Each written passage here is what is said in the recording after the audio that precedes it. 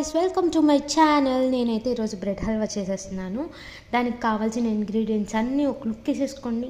Fry చేసుకున్న bread, 1 glass sugar, 1 glass milk, జీడిపప్పు కిస్మిస్ ఫ్రై చేసి పెట్టేసుకోవాలి నెయ్యిలో, అండ్ కోవా అండ్ ఇలాచీ, దంచుకున్న ఇలాచీ. వీటన్నిటిని మనం బ్రెడ్ హల్వాలో యాడ్ చేసేసుకుందాం. ఒకసారి ఒక లుక్ వేసేసుకోండి గాయస్.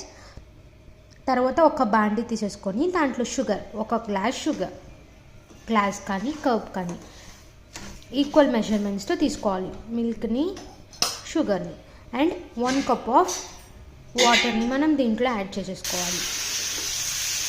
ఇది తీగ పాకం కన్నా ముందు రావాలి గైస్. షుగర్ మొత్తం కరిగిపోయి కొంచెం థిక్ అయితే సరిపోతుంది. మంచిగా కలుపుకుంటూ ఉండండి. చూడండి, బాయిలింగ్ టెక్స్చర్లోకి వచ్చేసింది.